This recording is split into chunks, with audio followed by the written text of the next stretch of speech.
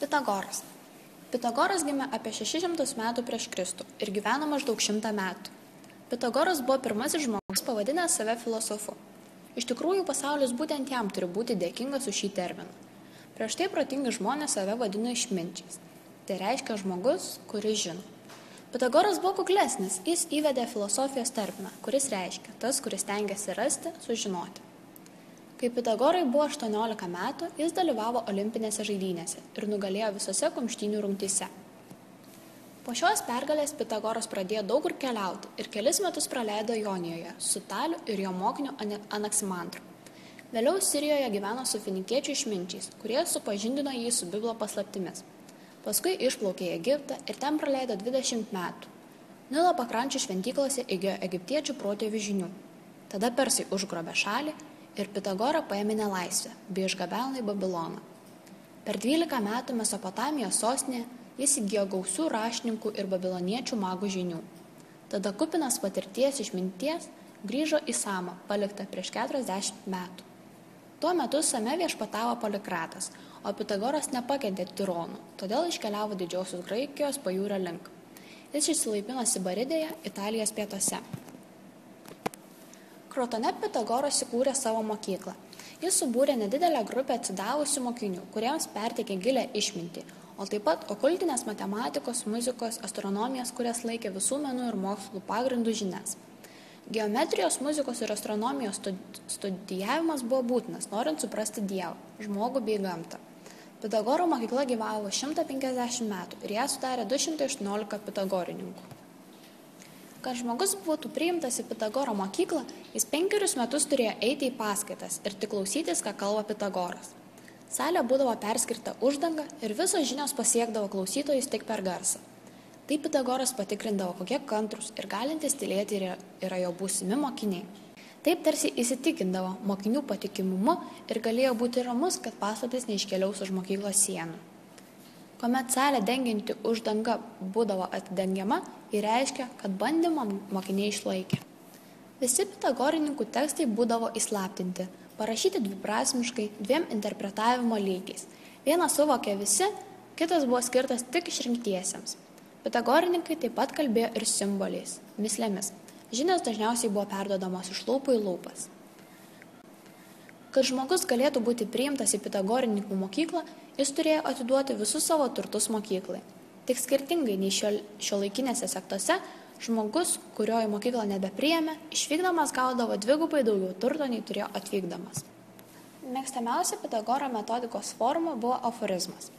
Kai Pitagoro paklausė, kas yra draugas, jis atsakė: draugas tai antrasis aš, o draugystė tai santykiai tarp 220 ir 284. Tai skaičiai, kai vieno daliklių suma lygi kitam skaičiai, o antrojo daliklių suma lygi pirmajam skaičiui.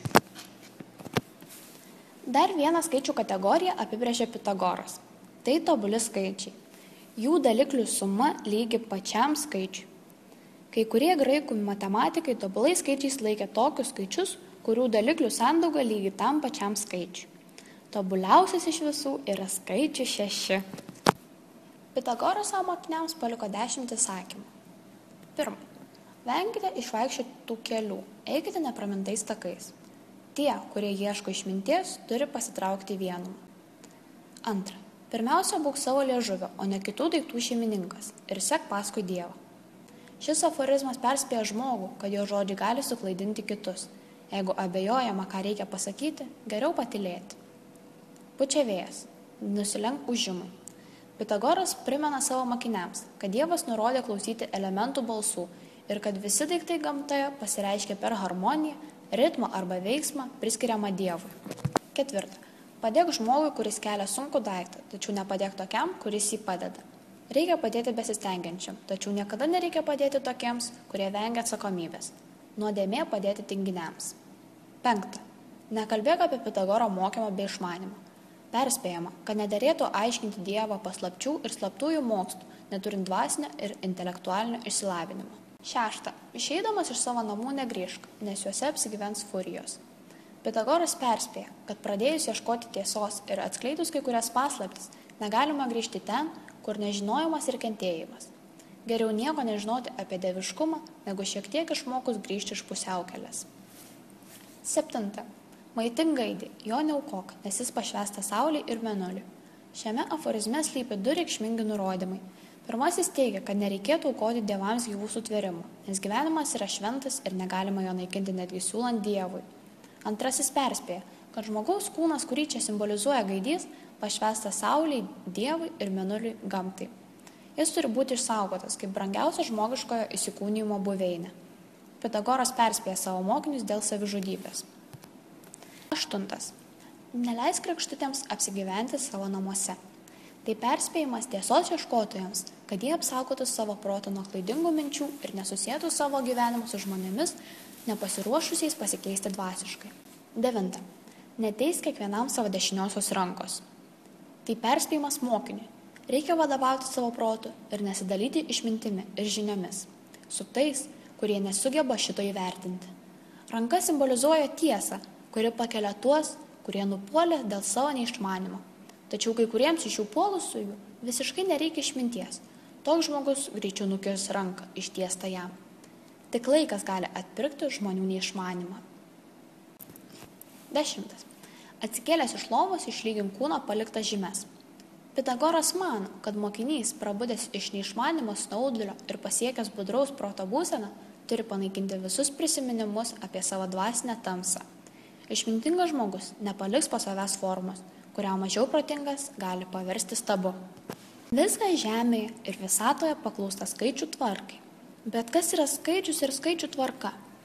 Pitagoras nesuvokė vieno mūsų akimis labai paprasto dalyko. Skaičiaus gamtoje nėra. Skaičius yra žmogaus proto sukurtas dalykas – abstrakcija. Iš susižavėjimo apsvaigęs, Pitagoras nebematė, kad tai jis pats kuria skaičių ir skaičiuotės begalybės ir ėmė laikyti jas galybę, nusileidžiančią iš visatos. Ir ta galybė, protų suvokta, kalba apie tvarką, kuri akimis nematoma, net ir protų neaprėpiama.